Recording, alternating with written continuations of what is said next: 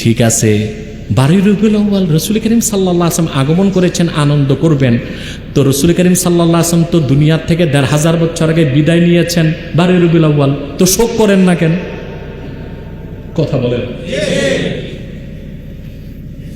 বলে না? এই প্রশ্ন সেই করবে চোখ থাকতে অন্ধ, কপালটা মন্দ। আল্লাহর ভাষায় বলতে হয় ওয়ালাকিন তা'মাল কুলুবুল্লাতী ফিস সুদূর। তো বাইরের চোখ ঠিক আছে, ভিতরে ফিউজ কুছ नहीं है।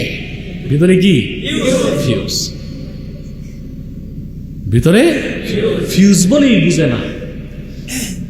তার জবাব ইমাম সুয়ুতী দিয়েছেন, ইন্না উলাদাতাহু সাল্লাল্লাহু আলাইহি ওয়াসাল্লাম আ'যামুন নি'আমি আলাইনা ওয়া ওয়াফাতাহু আ'যামুল মাসাইবি লানা।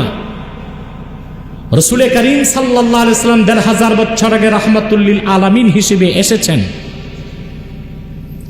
এটা গোটা বিশ্ববাসীর জন্য সবচেয়ে বড় রহমতের কথা, খুশির বিষয়।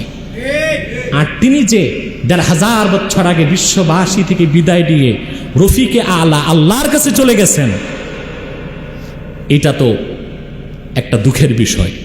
কিন্তু শরীয়তের হুকুম কি? শরীয়তের হুকুম হচ্ছে যে ওয়াশরিআতু হাসাত আলা ইজহারি শুকরিন নিআম ওয়াস সাবরি ওয়াস সুকুনি ওয়াল কাতমি ইনদাল মাসাইব।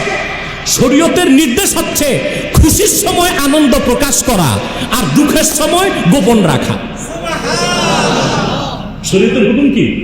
শরীয়ত আমাদেরকে উৎসাহ দেয় খুশির বিষয়টা কি করো, ফাম্মা বিনি'মাতি রাব্বিকা ফাহাদ্দিস। আল্লাহর নিয়ামতের প্রকাশ করুন, প্রশংসা করুন, শুকরিয়া করুন। কিন্তু দুঃখ বা কষ্টের সময় সবর করার হুকুম। এটা ইমাম সুয়ুতী একটা জবাব দিয়েছেন। আমার কাছে আরো চমৎকার জবাব আছে। আমাদের সাধারণ যখন পিতা মাতা ইন্তেকাল করে শোক করি কয়দিন, তারপরে শোক করা জায়েজ? কথা বলেন। তো শোক করার তো সুযোগ নেই। আর সবচেয়ে বড় কথা, আল্লাহর হাবিব নূর নবীজি মুহাম্মদ সাল্লাল্লাহু আলাইহি ওয়াসাল্লাম হায়াতুন নবী, আমাদের মৃত্যুটা সাধারণ মৃত্যু, শোক করি, কান্না করি। কিন্তু রাসূল রাব্বিল আলামিন মুহাম্মদ মুস্তাফা সাল্লাল্লাহু আলাইহি ওয়াসাল্লাম হায়াতুন নবী। সুনান বাজ্জারে এসেছে, আল্লাহর হাবিব বলেছেন, আমি দুনিয়া থেকে বিদায় নিলে শোক কইরো না, কারণ তুরাজু আলাইয়া আমালুকুম। সুবহানাল্লাহ। আমি মুহাম্মদ সাল্লাল্লাহু আলাইহি সাল্লাম হায়াতুন নবী, জান্নাতুল ফেরদৌস, রওজা শরীফ থেকে তোমাদের আমলগুলো দেখব, তোমাদের আমলগুলো দেখানো হবে। ফামা রাআইতু মিন খাইরিন ফাহামিদতুল্লাহ আলাইহি ওয়া মা রাআইতু মিন শাররিন ফাস্তাগফারতুল্লাহ লাকুম। যখন দেখব তোমরা নেক আমল করছো, আমি আল্লাহর প্রশংসা করব। যখন দেখব তোমরা গুনাহ করছো, আমি তোমাদের জন্য আল্লাহর কাছে ক্ষমা চাইব। সুবহানাল্লাহ।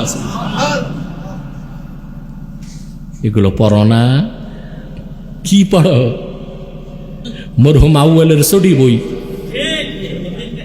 কোন কালে কোন বুজুর্গ কি ছটি বই লিখে গেছে, এগুলো পড়ে। পড়ো, কিতাব পড়ো। আর এদের মধ্যে কিছু এখন শিকিয়াদলি বিচি বাইরে হয়েছে, পিসি মৌলবী। আলহামদুলিল্লাহ, নূর নবী মুহাম্মদ সাল্লাল্লাহু আলাইহি ওয়াসাল্লামের এই গোলামের ছাত্ররাই তাদের জন্য যথেষ্ট।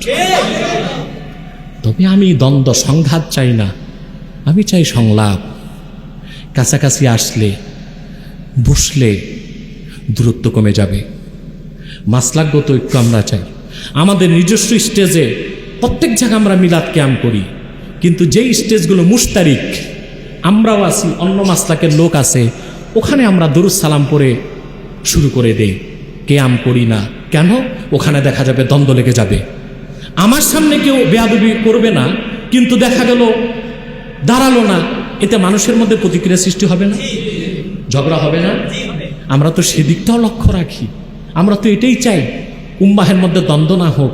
আমার মাসলাক আমার কাছে, তোমার মাসলাক তোমার কাছে, কিন্তু দলিলবিহীন কোনো ফতোয়া দিয়ে উম্মতকে গোমরাহ করতে দেওয়া যেতে পারে না। বুঝতে পারলাম? আল্লাহ কবুল করুক।